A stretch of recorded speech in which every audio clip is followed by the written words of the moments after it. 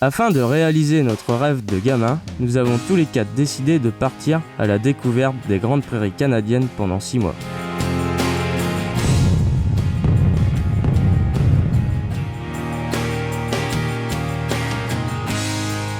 C'est un vaste territoire de plaine au centre du pays, avec comme limite les majestueuses Rocheuses à l'ouest. Vincent, Théo et Yvonique s'envolent pour l'Alberta, province la plus riche du Canada grâce au pétrole de schiste. C'est la deuxième plus grosse réserve après l'Arabie Saoudite. Cette activité économique est le principal secteur d'emploi avec le commerce du bois au nord. Les terres sont peu habitées en raison de la concentration des populations dans les grandes villes où il y a une forte immigration asiatique. Arnaud prend la direction du Saskatchewan, une province très ressemblante à l'Alberta, mis à part son absence de relief et de pétrole. Le principal secteur économique est l'agriculture. Nous arrivons à la mi-avril dans des exploitations où le revenu de l'année se joue en seulement 6 mois. Vincent, chez Gilles Roy à Falaire dans une ferme céréalière de 1600 hectares. Cette ferme, représentative de la région, a vu le jour au milieu du XXe siècle avec 130 hectares. Théo, chez Nant-Benoît, à Girouville, dans une ferme qui exploitait 2300 hectares. Installé depuis 30 ans, Norm a développé l'exploitation de son père.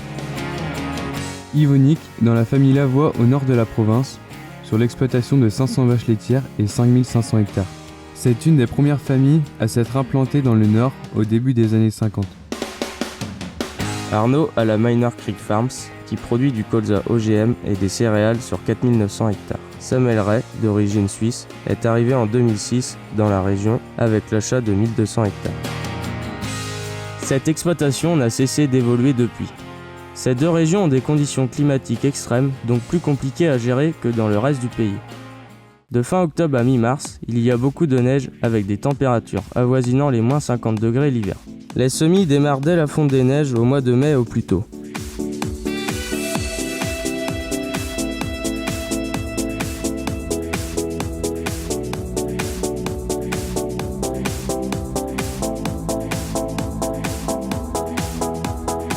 En septembre, les premiers flocons peuvent tomber, ce qui peut compromettre les récoltes. Le matériel est adapté à une fenêtre d'intervention météo courte. Grâce au froid de l'hiver, les sols sont de meilleure qualité.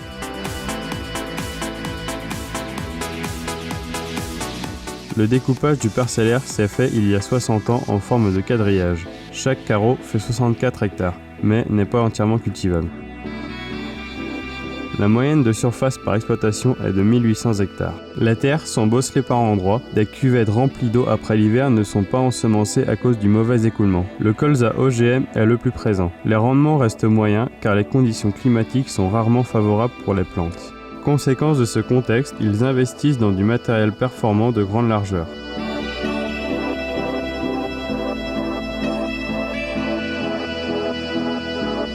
Bien que les roues ne soient pas toujours adaptées. Pour être efficace, ils regroupent le matériel sur un même secteur afin d'optimiser le transport des semences et des récoltes. La plupart des travaux s'effectuent à des vitesses élevées. L'usure est donc plus rapide. Malgré les investissements lourds en matériel, le coût de mécanisation par rapport à la surface reste faible.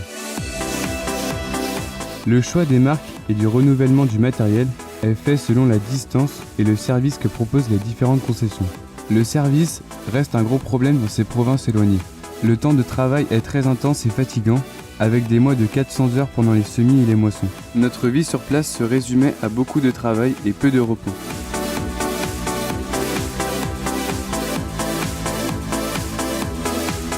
Souvent, plusieurs nationalités s'entrecroisent dans les fermes. Les Français sont des salariés bien vus et compétents. En Alberta, le manque de main-d'œuvre est dû à l'exploitation du pétrole et ses gros salaires.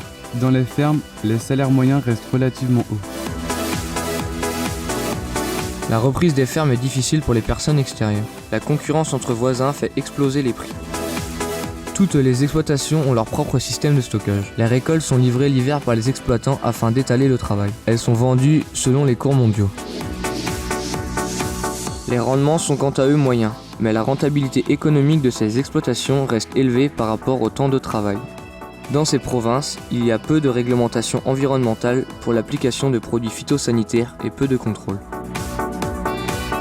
À 1 heure de route au nord, le contexte est favorable à l'herbe, mais il y a peu d'exploitation laitière. Seule la ferme Lavoie produit du lait. C'est donc l'occasion pour Yvonique de voir les ensilages de luzerne et le foin. Le nombre de coupes dépend du climat. Les frères Lavoie achètent du foin aux autres agriculteurs pour l'exporter ensuite au Japon. Au mois de juillet, le patron d'Arnaud a décidé de vendre tout son matériel pour des raisons économiques et familiales.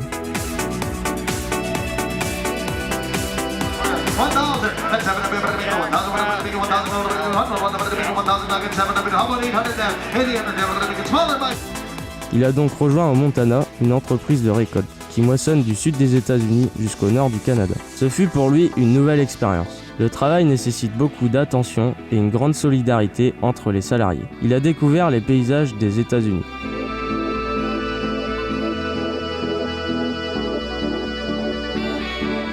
Cette aventure nous aura tous enrichis en connaissances et en pratique.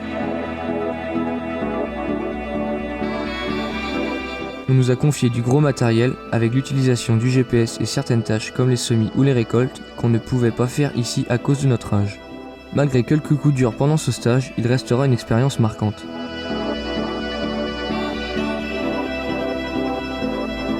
Il nous aura permis de forger notre caractère, d'augmenter notre autonomie au travail et à l'extérieur avec la pratique de l'anglais obligatoire pour vivre. Nous avons pu voir autre chose, d'autres systèmes d'exploitation et bien sûr d'autres paysages.